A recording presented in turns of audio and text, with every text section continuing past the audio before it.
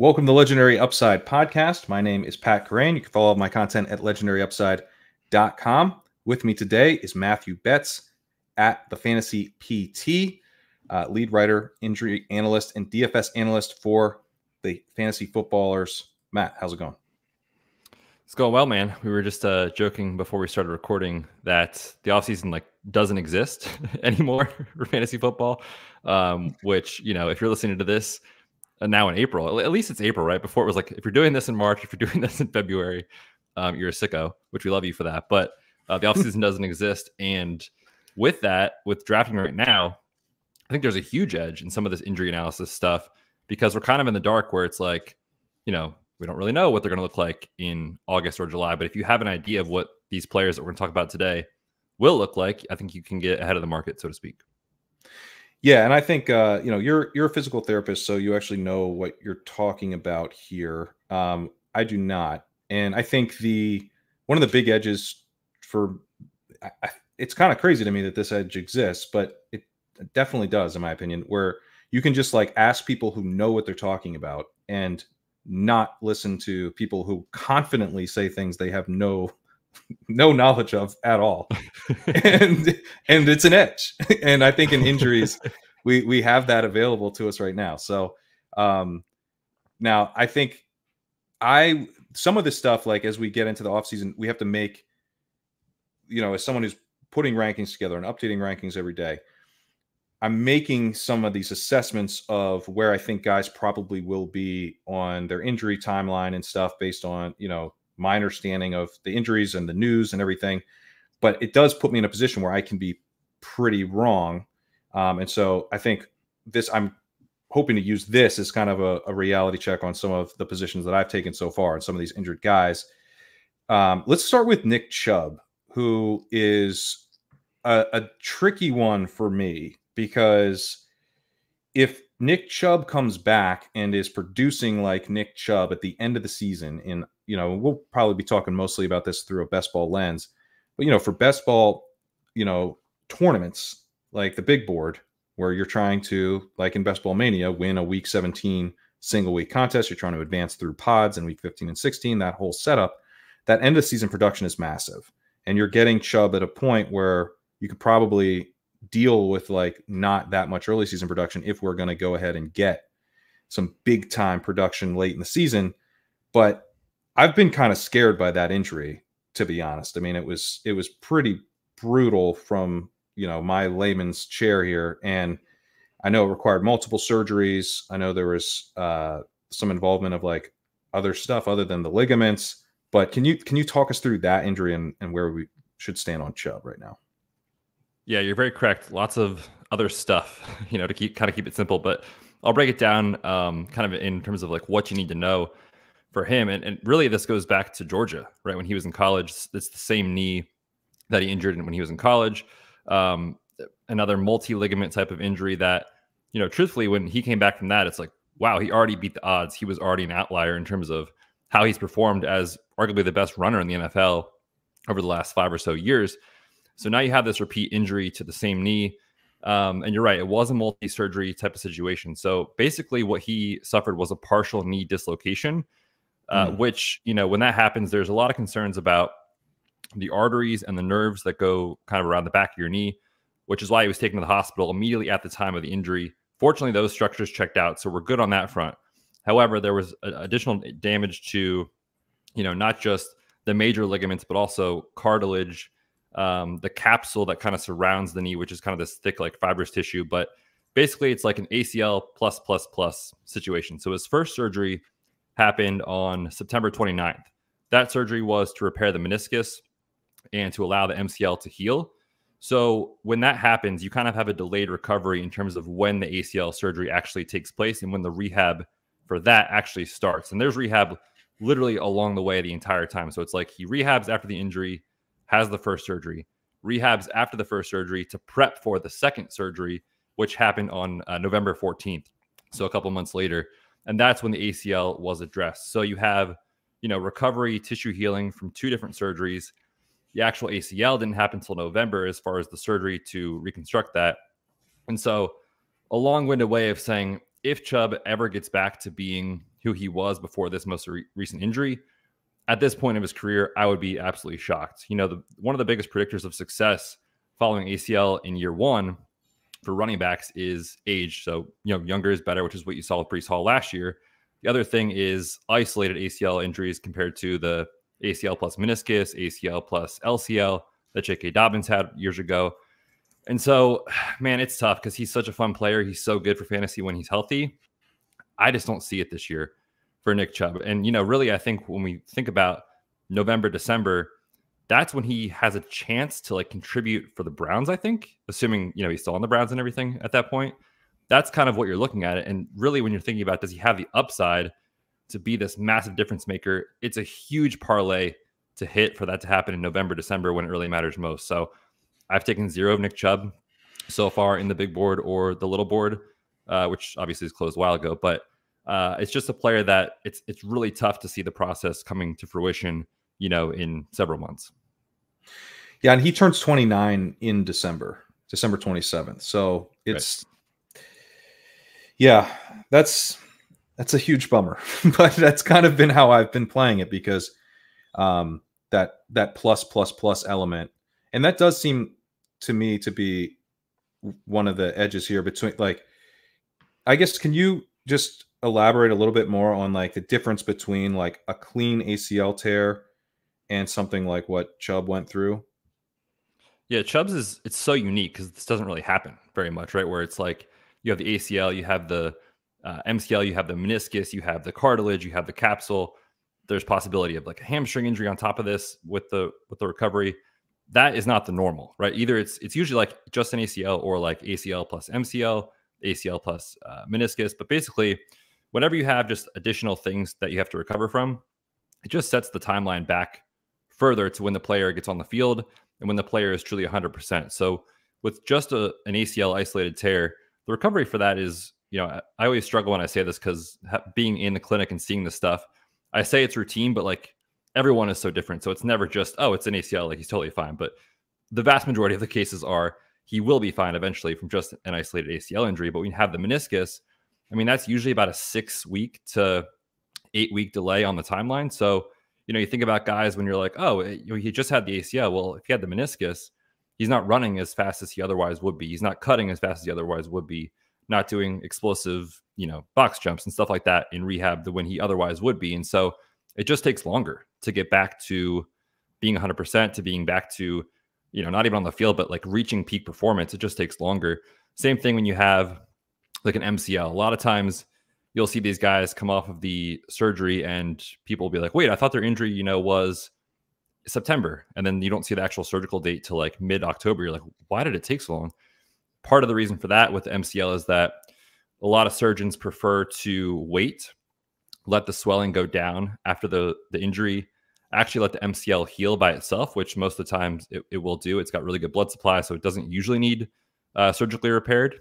And then once that's healed, then they'll go in and actually do the ACL. So there's a lot of factors that go into it, which is why I think there is such an edge in the ACL, recovery fantasy football world, is if you can really parse through what actually was done and what structures were involved, you have a pretty good idea of is this actually going to be a 9-month recovery, or is it really closer to 12 to 14 months, which is kind of where, I see the Nick Chubb timeline being.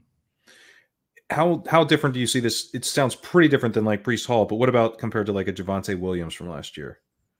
Yeah, so Javonte was pretty similar, and not exact, but pretty similar to JK Dobbins from 2 years ago, where he had the ACL plus the LCL.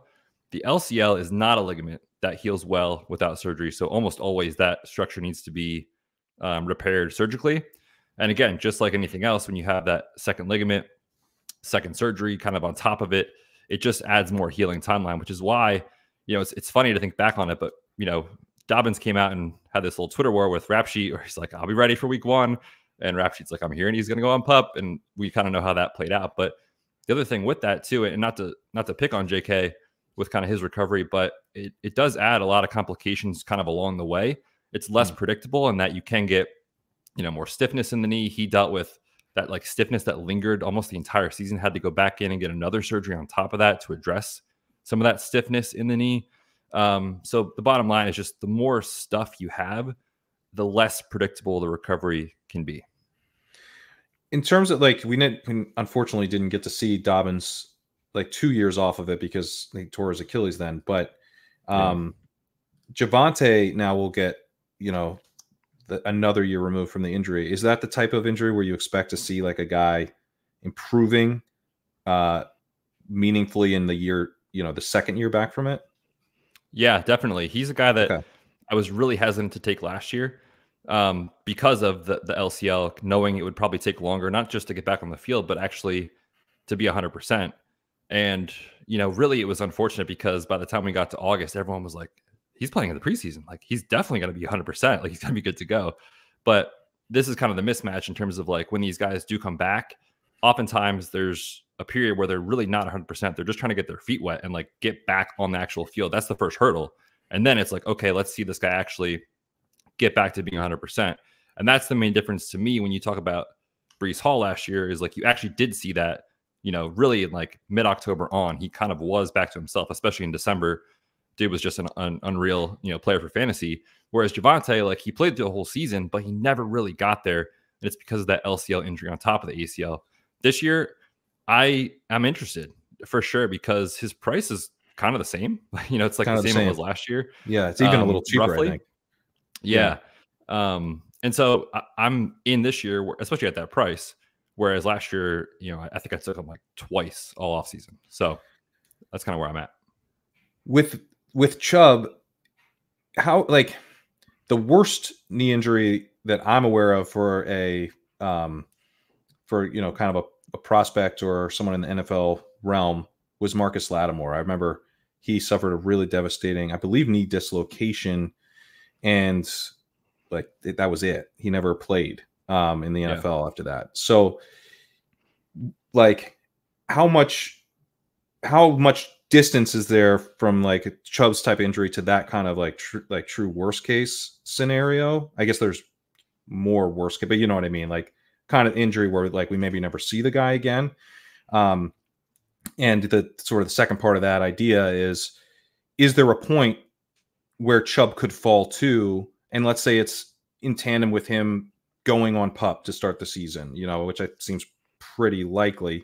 Is there a point that, he's on PUP, the price falls, reflects the missed games early on, where you would be interested in Chubb this year?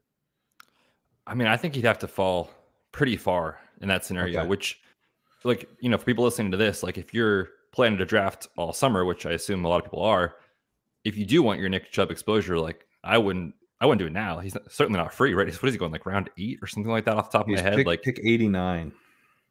It's not free, right? I mean, you got to do something at that price to be worth it. Like, I think he's certainly going to fall past pick 100 by the time summer comes out and we get news, maybe even to the 120s. Like, and then it's like, okay, maybe you could see a case where he gets there. But like I said, it'd be a massive parlay to hit for all these things to come to fruition for him to get there. I don't see it. I just don't see him being 100% really at all this season. But are you I guess with the Lattimore thing, just kind of making sure there's not any worry of him like not playing this year? I mean, you never want to say one way or the other with certainty, in for sure. April, where there's so much time between now and the start of the season. Like I said, with the JK Dobbins situation, it's like everyone just assumed once we got to August, it's like, oh, this guy's fine. Like, let's just draft him, right? He's fine. And then we kind of saw just the complications. So if you're kind of thinking about like players coming off ACL this year, that's one or the other is kind of more likely to, have a complication, have a setback, different position. So it's not a 1-to-1 comparison with like Daniel Jones, but like Nick Chubb versus Daniel Jones. Like Daniel Jones is certainly more likely to be ready and play and, be good to go and not have a setback versus Nick Chubb. So I do think that possibility exists where, you're looking back and you're like, he barely even played. And when he did get on the field, he was like a 8 to 10 touch guy because that's kind of all he can handle, right? Like that possibility definitely exists. Okay. Jonathon Brooks, another running back with a ACL tear, but from what I've been able to gather, it looks like it was a clean tear. I don't know if you've heard this. No one's talking about this. That repaired by the doctor of the Dallas Cowboys. Imagine not talking about that. Yeah, exactly. But it'll be interesting if he doesn't get drafted by the Cowboys, because now maybe we'll freak out that they know something that the other teams don't. Or maybe it's a very good sign if they draft him. But was that kind of a clean ACL tear? I think December 2nd, I believe, is when he tore it, and then he had the surgery mid-December. What's his outlook? Yeah, so the actual injury happened November 11th, and then November 11th. In the Big 12 championship game, they put him on the field for the last kneel down. It was a nice kind of like hat tip to him for his contribution to the team. They put him on the field. He's wearing a brace in that play that he literally just stands in the backfield, and the quarterback takes a knee. But it's his right knee, and the surgery, like you said, did happen early December. Now, I haven't been able to track down specifically what was involved. Everything that I've heard has been just ACL, which obviously gives you more confidence in terms of his outlook. But this is also a situation where it's really tricky because he's a rookie, right? And you kind of have I know running back's easier to get on the NFL field and produce, but you sort of do have like the learning curve, earn the trust of your coaches aspect of it. And he's not really going to be 100% this offseason at all. Certainly when he gets drafted, he's obviously missed combine workouts. He'll miss rookie minicamp. He'll miss OTAs. He probably will be on the field in some capacity in training camp, but like certainly not like, hey, go take first team reps and like go take this job. So then it's like, okay, when does he actually sort through all that stuff and also get healthy and learn in the NFL? Like, it's sort of a convoluted conversation, obviously, but it's unfortunate because I love the talent. Like he's really smooth when he runs. He can catch the ball. Like all that stuff is really good. He's young. He looks explosive. Unfortunately, we don't have data on his testing, but that is one predictor of success is your athletic profile. Like I said, being young, having draft capital.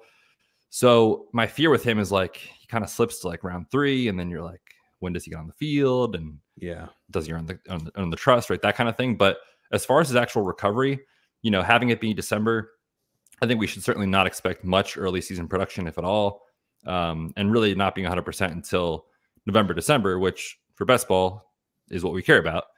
So maybe it's a different conversation for best ball versus, like a redraft league or something like that. Yeah, I've been definitely interested in him in best ball kind of throughout, just because, his production is going to be back weighted, but he's a rookie running back. That's kind of the idea there, and it's so powerful when it hits. So, Trey Benson has flipped him, which I understand now, but I still like him. Yeah. One thing too with the Cowboys, it is a running joke, but there actually is a precedent for this. Remember Jalen Smith, the linebacker out of Notre Dame? Okay. I don't know, 6-7 years ago, whatever that was. Yeah. He had this brutal injury that there was concern about nerve damage, and he had an ACL plus type injury. The Cowboys head team physician did that surgery. They actually took him in the draft. So I do think there is some signal to this. I know it's kind of a running joke. I've even put it out, on Twitter and stuff. But I do think there is some signal to that they might be willing to embrace a little risk with him if they do feel confident. I mean, if he goes to the Cowboys, it is wheels up. Him and Zeke in the backfield together, what could go wrong? I can't handle that. If this bet doesn't work because Zeke, I'm not going to be able to handle that in stride. Let's see. Oh, TJ Hockenson. While we're on knees. He had a pretty serious knee injury, right? What was the full extent of that? His was ACL plus the MCL. Okay. And it seems like people are his timeline seems to already include in kind of the public perception that he's going to miss games this year. Is that your expectation that he goes on PUP or something like that to start? I think it's pretty likely, yeah. His surgery didn't happen till January 29th. So basically right at the end of January, which was pretty late. His actual injury happened week 16. So it was late December. And then he had what I was talking about earlier, where you have the MCL, you really delay surgery by about a month to 5 weeks, kind of let the MCL heal, let swelling go down, do a little bit of rehab, and then have the surgery. So that's why his surgical date was a little bit later. But yeah, I do expect him to miss games. Will he land on PUP? Probably. But will he be 100%, September, October? Certainly not. And, he's a guy that at his original price, where he was like almost, I think, inside the top 100 when this tournament opened recently. I was like, what are we doing here? Like, well, this is crazy to me. Yeah. And I haven't taken him once just because people still draft him. I mean, it's not like he was going where he was, but he's still going like, I don't know, pick 110 to 115, somewhere in there. There's always someone in my drafts where someone takes him. Yep. And, you throw in some of the quarterback concerns on top of that with who is it? Is it Darnold? Is it a rookie? Is it a combo of those two? And I'm not a huge Addison guy, but like there's room for Addison to take a step forward too. Plus Justin Jefferson missed a lot of time last year. So it just feels again, like you need so much to go right. Plus the injury for Hockenson to hit that he's a guy I've passed on pretty frequently. Yeah. Hockenson has been one of the biggest fades in the ranks the entire way. Yeah, I think that's right. He's at 146 in the rankings right now. He's at ADP of 122. So yeah, you're not going to get a lot of them, but I'm nervous about how much we see of him when he's back. The Addison point I think is a good one. Hockenson probably ahead of Addison if both are fully healthy, but if Hawkinson's getting back from the knee injury and Addison takes a step forward in his second season, all of a sudden, you're kind of like taking on a bunch of risk to get like Cole Kmet or something. It doesn't seem. I just don't really get it. Yeah, I'm with you. Yeah. Daniel Jones, another ACL. What was the extent of his knee tear? Yeah, so to my knowledge, his was an isolated ACL injury. Okay. And the fact that he plays quarterback gives me pretty good confidence that he will be ready pretty close to week 1, if not week 1. But everything right now that I'm seeing with him is that he should be fine. And the tricky thing, though, is that like his style of play for fantasy is what we care about the most, which is the rushing, obviously. Mm-hmm. And with that, I'm not expecting that to be something that hits the ground running, literally. Terrible dad joke right there. Literally, I literally did the exact same dad joke on the previous podcast I was on about Jaden Daniels. So bad. So I'm not expecting him to be 100% from a rushing quarterback standpoint when he gets back, which Daniel Jones is a thrower, leaves a lot to be desired. Yeah. And there's a lot of rumblings like that the Giants have major buyer's remorse on the contract that they gave him. So he's a guy that, with the ACL plus room for another quarterback to play some games, like I'm just not sure he's starting the entire season. Yeah, truthfully. Yeah, that makes a lot of sense. We nuked him in the rankings. It's kind of what do you win when you win? Because I don't think the Giants are out of the mix of drafting someone. If they could sit tight and maybe they take McCarthy or something like that. And then all of a sudden you're worried about early season production and bench risk at the end of the season. So I've taken him in I've gotten boxed out and kind of I don't know what else to do. So I'm going to take Daniel Jones and hope he starts some games. But outside of that sort of situation, I think he's in what a place to be. Yeah. Some of these rooms, man, they snap up all the quarterbacks. You're like, I would kill for Will Levis right now. Nope, can't get him. Getting sniped on Will Levis is so tilting. Like, I don't even want this to be a thing that happens. I know. But here we are. Let's talk the other quarterbacks because those are Achilles tears, different times of the year. Curious on your thoughts of like the timing of the injury and if that factors in at all. But they're basically pocket passers. I mean, at this point in Rodgers' career, he's kind of a true pocket passer. Cousins always has been. So any concerns with either of those guys with the Achilles? Not really, no. And a lot of it is just because they are dropping back and getting rid of the football. There is no mobility, there's no rushing, there's hardly even any scrambling with either guy either. So the Achilles injury, it'll probably limit Kirk Cousins a little bit this offseason, obviously. And by the time we get to camp, I think they'll be smart with him. Obviously, they gave him the huge contract. There's no reason to put him at risk for preseason games or try to make him do stuff in training camp that would compromise that. But I think you'll get positive reports all offseason on both guys. We already got an annoyingly amount of positive reports on Aaron Rodgers all offseason, or last season rather. So I mean, his maybe recovery overly timeline, he'll have just a little bit. He has obviously so much time that there's no concerns.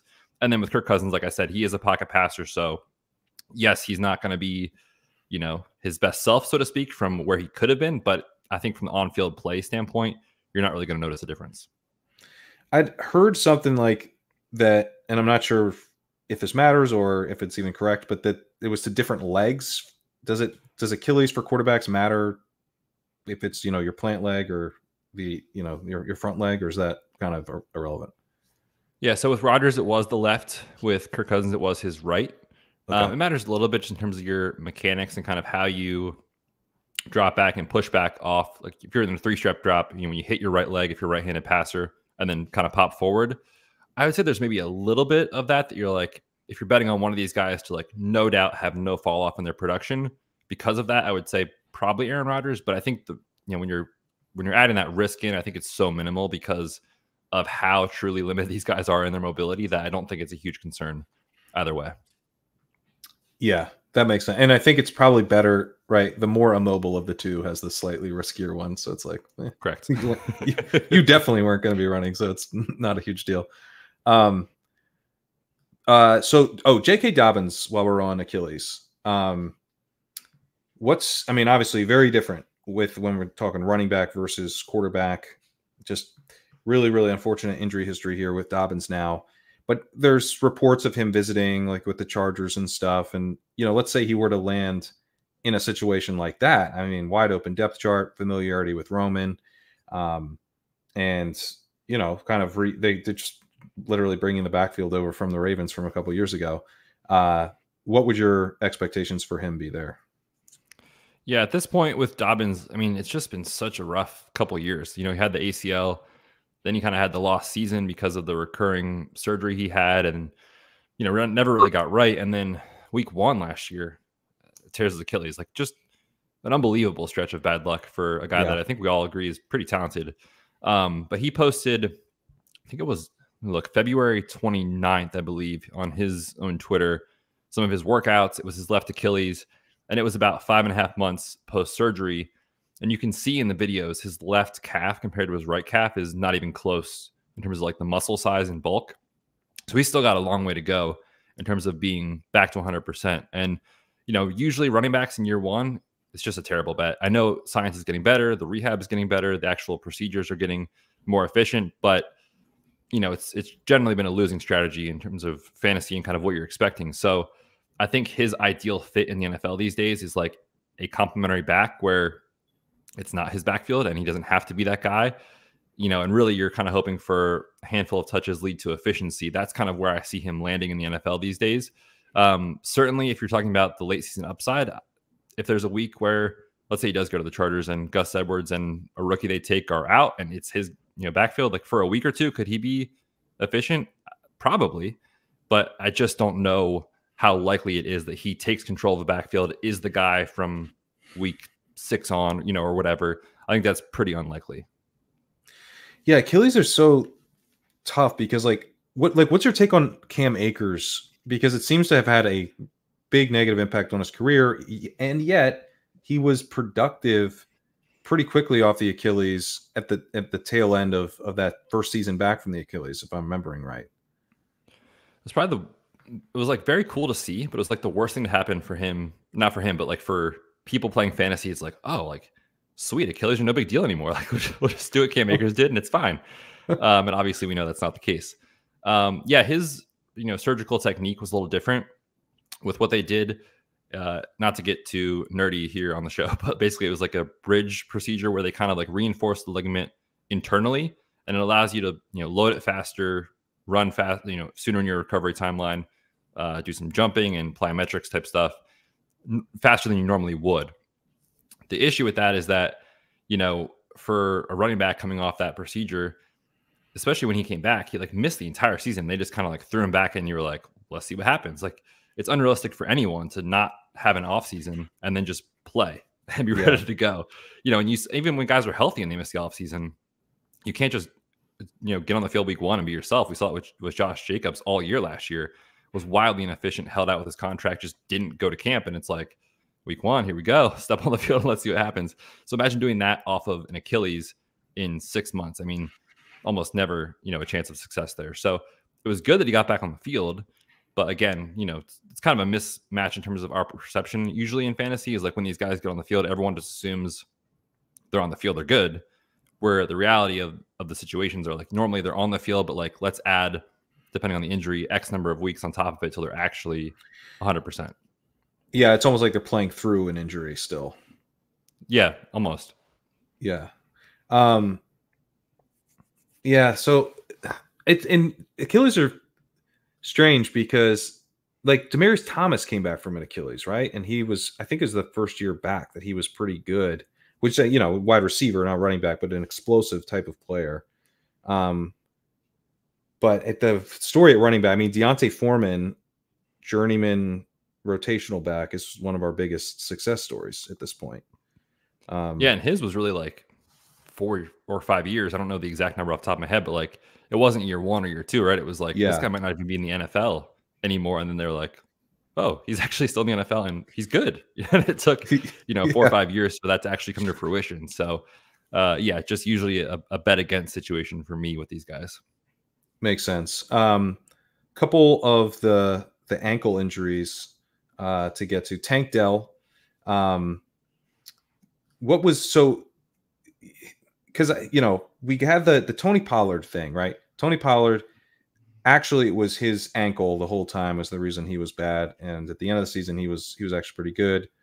I guess before we get to Dell, like, what are your thoughts on that kind of narrative that came out after with Pollard? Because I was pretty bullish on Pollard last season, thinking that the timeline set up for him with the ankle to be kind of, in terms of him being out on the field, exactly what happened. But do you view last season as kind of marred in a way by that ankle injury?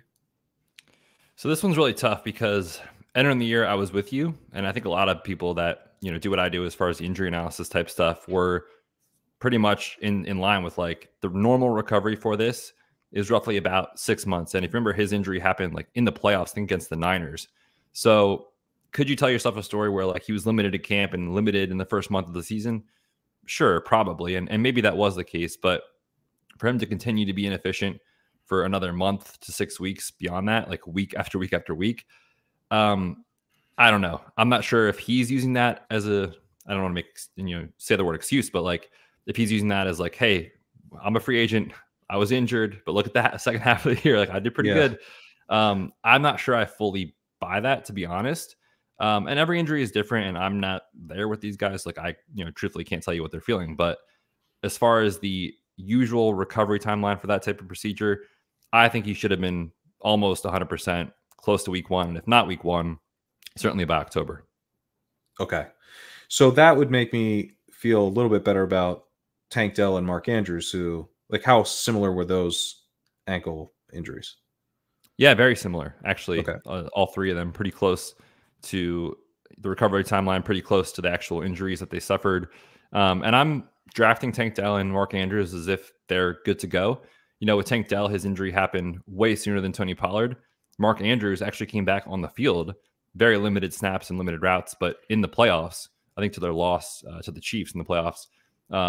So he already kind of came back from it, and it's like, okay, that's at least checks the box. And no, he was not 100%, obviously, but the fact that he was back on the field and the fact that Tank Dell's surgical date was December 4th means, yeah, they're probably limited OTAs, but by training camp, they should be good to go. Okay. I've been taking a lot of both those guys, so that's pretty exciting to hear. I'm with you on Andrews. I mean, 5th round Andrews, I almost like can't stop clicking in the 5th round, or sometimes Andrews 6th seems round. insane to me. It's insane. So, I mean, the only reason would be if he's not going to be healthy, I would think. But if you're in, I'm in. Yeah, I'm taking him a ton. Okay. That's that covers all the major injuries I wanted to get to. Is there anyone that we didn't talk about that you think is worth touching on before we get out of here? I think the only one maybe is Mike Williams. Oh, that is a good one. As well. Yeah. His injury was early. I think it was week 3. And his surgical date was December 25th. So I do think he will be pretty much ready to go for week 1. Certainly in training camp, but maybe not 100% until midway through the year. But I think by the time we get to the weeks that matter, I do think he will be 100%. The tricky thing with him, though, is I did a study maybe 2 years ago, and I need to go back and like update the data and like relook at stuff. But I was trying to figure out like what wide receiver archetypes generally do well in year 1 off of the ACL. And a lot of the time I found that it was oftentimes like these slot wide receivers that really had enough volume to kind of hide the inefficiency, if that makes sense. Like Cooper Kupp in year 1 was just a smash. But like Michael Gallup, you know, kind of fits the profile with these big boundary wide receivers that generally struggle to separate, that didn't do as well in my study. Obviously, Michael Gallup and Cooper Kupp, we know in hindsight, are not even close to the same conversation as far as the talent and level of player. But like Mike Williams to me is kind of this, fits the bucket of like the Gallup types, you know, the big perimeter wide receivers. Similar wide receiver, you know, in style. You know, yeah, and he needs the confidence in that need to go up and get that jump ball. He's not going to win with elite route running, right? Like that's kind of how he plays. So he's a tough click for me because, you know, I do see a path where Rodgers comes back and this Jets team is great, and he kind of has just like outlier 10 touchdown season. You're like, dang it, you know, I didn't get that this year, because we know it's in his bag. But he's been a guy I generally pass on, just because of the reasons I mentioned, with kind of those boundary perimeter wide receivers that don't usually do as well in year 1 off the ACL. Yeah, that's really interesting.